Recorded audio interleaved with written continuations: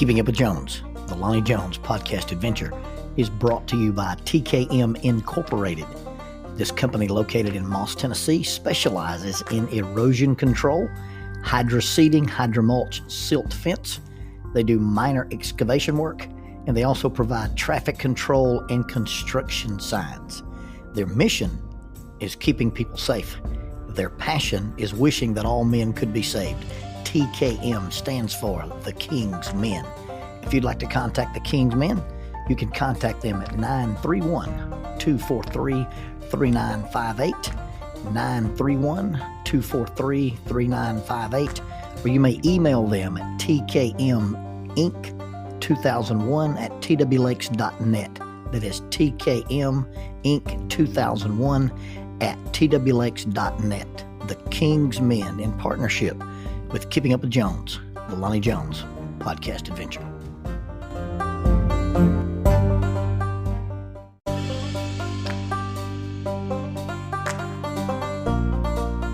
SJ&L General Contractor is a full construction company that primarily focuses on civil construction and asphalt sales in the Huntsville and Fayetteville regions. Services they provide include, but are not limited to, road construction, asphalt material, underground utilities, site work, and demolition. They employ heavy equipment operators, concrete finishers, pipe layers, and CDL dump truck drivers. If you would like for this company to work for you on your project, or if you'd like to work for them as an employee of this family-owned business, you can contact them at 931-433-4660. That is 931-433-4660, or 3W's and a dot, sjnl.com.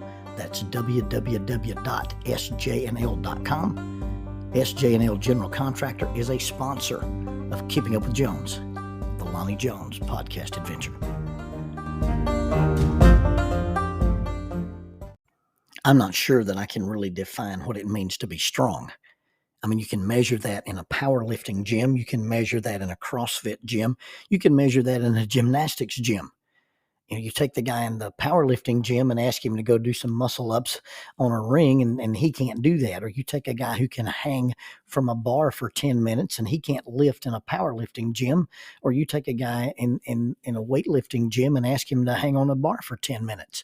I'm not sure that I can objectively tell you what it means to be strong. I can tell you that there's a difference in endurance strength and explosive strength. But then again, you know, how do you measure that? I would consider myself in certain contexts to be strong. When I was in college, I could do a muscle up. I could do an iron cross on the rings. Up until recently, I could still do a flag. You know, I could hold on to a vertical pole and hold myself out, you know, horizontal to the ground. I haven't tried it since I got out of the hospital this year. But up until this year, I could still do that. I can tell you that in one context, I'm absolutely strong, and that is when you compare me to my wife. Now, I'm not talking about emotionally strong. I'm not talking about psychologically strong. I'm talking about raw physiological stuff. I am stronger than my wife, and the difference between my strength and her strength is monumental. Now, as a young husband, that was quite a novelty. It really didn't dawn on me what the difference was in our strengths. You know, when Jackie and I were dating, you know, we played basketball together, and we threw frisbees together, and we played table tennis together, and she's a superior athlete. You know, we played racquetball, and it was just like, you know, she's competent in all of those sports. Her speed, her reflexes, her eye-hand coordination.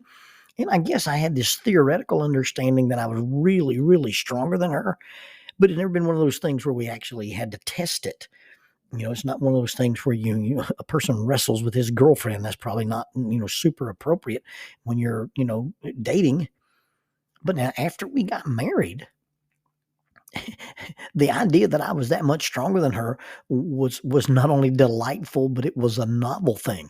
I'd never lived with anybody else. I, you know, grew up with a brother, and we were fairly evenly matched in our teenage years. But, you know, I start this marriage out with this little person that lives with me.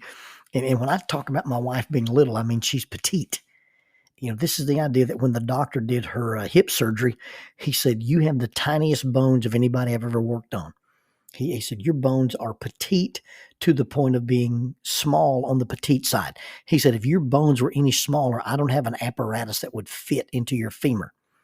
And so, as a 20, 21, 22-year-old married to this 18, 19-year-old new bride of mine, it was quite a novelty to realize just what the raw power differential was between us. I could pick her up and carry her around. I could pick her up and toss her. I could pick her up and with a little cooperation, I could lift her above my head. I mean, it was, pick her up like Captain America does the Black Widow and run from the explosion in the Avengers movie. Oh, it was so much fun to just pick her up because I could. And like I said, I didn't realize how much stronger I was than her. But, we would be doing something in the yard or moving furniture. I would be out, doing some kind of manual labor and I'd move something or lift something and she would go, "That's disgusting." And I go, "What?" And she goes, how easy you move that." Well, it got to be more than disgusting. It was fun because I'd threaten her with it. You see, I'd scoop her up in my arms and run into the bedroom and throw her 2 or 3 feet across the room and make her bounce on the bed. I called it slamming her. You see, Jackie likes to tease me. Jackie's one of the few people who can press my buttons, and she's a psychological warfare expert. And she'd get on to me and start picking on me and start teasing me and saying, "You better quit or you're going to get slammed." And she said, "Oh yeah, I'm not afraid of you, Lonnie Jones." And she'd double up her fist, but she wouldn't bend her thumbs, and she'd square off like she thought she knew how to box. And "I'm going to box you." And I'd, do an arm drag, twist her around, pick her up, run into the bedroom, zoom, throw her through the air, and bounce her off the bed. Sometimes it'd just walk in there, holding her and just toss her. Sometimes I'd walk into the bedroom and turn my back to the bed and throw her over my shoulder. Sometimes I would get her in a move called a salto, which is like doing a suplex from the side, and she hates to be turned upside down. She hates to be flipped. She hates to be rolled. She has this thing that she says she doesn't like to be out of control. It makes her dizzy. She doesn't do zip lines. She doesn't ride roller coasters, and she definitely doesn't ride the giant swing. So my big threat, my big intimidation, if you don't quit, if you don't stop, I'm going to slam you. And of course, she would make her protest and not be afraid of me. And one day she did something, and I don't remember what it was, but the slamming was to begin.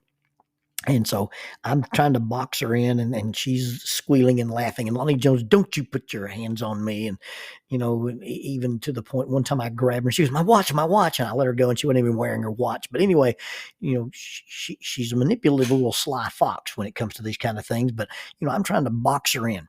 And she makes a stutter step one side to the other side. She fakes me out, ran around the couch, and into the bedroom she went. Well, now, you've trapped yourself into the place that I wanted you to be anyway. Blah.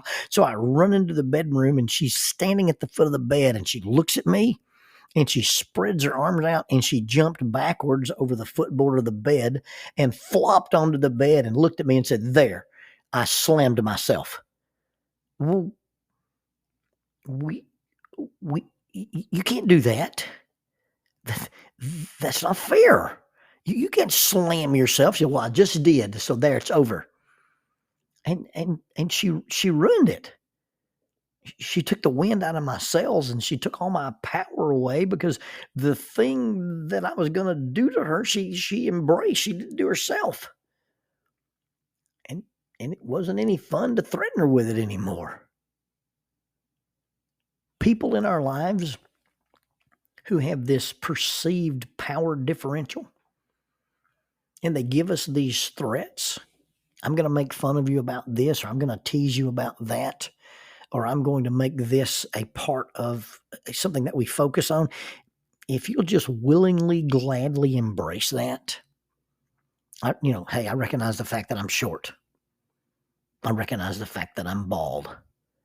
If you'll recognize the fact that, hey, there's this thing you're going to tease me about and there's nothing I can do about it, and instead of trying to avoid it, and instead of allowing you to have the power to make me mad because you use this quote unquote power against me, if I just embrace that, I take away your power. You see, when I remove the reward, when I take away that I'm going to be afraid of you or I'm going to be intimidated by you, It may even come down to a thing that Michael Burris asked me to paint on a T-shirt for him one time. He wanted me to paint it so he could wear it to school. He said, "You might beat me, but you won't scare me." I don't even care if I lose. I'm not going to be intimidated by you anymore. I don't care if it's impossible for me to win. Yeah, you may be bigger than me. You may be stronger than me, but guess what? I'm going to slam myself. So there, you happy? And all of a sudden, these power games that people play with us to show us that they are stronger than us in popularity, or stronger than us in being cool, or stronger than us in whatever dimension they choose to pick on us, if we just embraced it, we remove the power. Actually, we get our power back, and we take the power away from them. Even when as a Christian, you think about, what's going to happen with the government, or what's going to happen with some other government, or we have these people with these radical agendas. You think about, as a Christian, what's the worst thing they can do to you? They can't take your soul. They can't take your salvation. They can't cause you to not be saved. You can't be possessed and lose your relationship with God. The worst thing anybody can do to you physically is probably kill you. Well, if you kill me, I'm just going to heaven. So that's your big threat. You're going to take over my country, and then if I don't do what you want me to do, you're going to cut my head off and send me to Jesus? Okay, great. That's the best you've got. That's the thing you're going to threaten me with? Well, that's like telling a 16-year-old who can drive, "Hey, we're kicking you out of school today. Thank you. I didn't want to be here anyway. Now I've got my freedom. Here's my keys. Here's my car. I've got the rest of the day off." You see, the idea that you've got some kind of sway or some kind of power over me, and that you may or may not be in control of my physical life.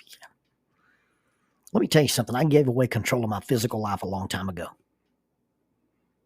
And as a Christian, that's what we did. We intentionally embraced the fact that we're dead to self. In the series Band of Brothers, Lieutenant Ronald Spears is talking to a young private, and the private is suffering from hopelessness, and his hopelessness is debilitating, and it debilitates him to the point that he acts like a coward. And Lieutenant Spears says to him, "The only hope you have is to accept the fact that you're already dead. The sooner you accept that, the sooner you'll be able to function as a soldier supposed to function, without mercy, without compassion, and without remorse." In the hopeless, horrible situation that was the invasion of Normandy in World War II, these brave men accepted the fact that they'd given their lives for something. And once you'd given your life away, you didn't spend your whole tour of duty trying to preserve it. You just did your job. And so as a Christian, you recognize that you've voluntarily chosen to give your life away. You've given your life to Christ. And when you give your life to Christ, you die with Christ. You die to self. You're dead to pride. You're dead to arrogance. And because you've given your life to Christ, it can't be taken from you, and it definitely can't be taken from him.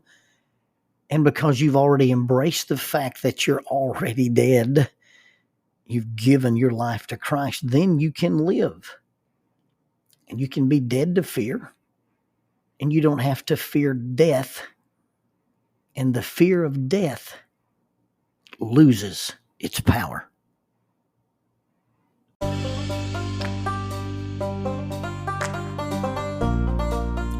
Using the tool of shortwave radio, World Christian Broadcasting literally covers the world every day with the gospel. They use 2 large curtain antennas. One is located in Anchor Point, Alaska, and the other in Madagascar. They send out messages that are recorded at their international home in Franklin, Tennessee. They make available 40 hours of broadcast every day. The broadcasts are made in English, Chinese, Russian, Spanish, Portuguese, Korean, English for Africa, and Arabic.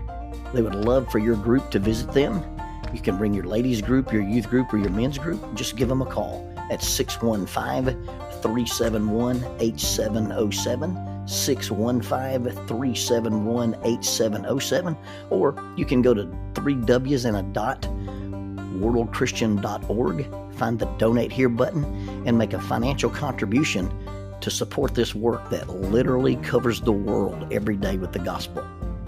World Christian Broadcasting, in cooperation with Keeping Up with Jones, the Lonnie Jones podcast adventure.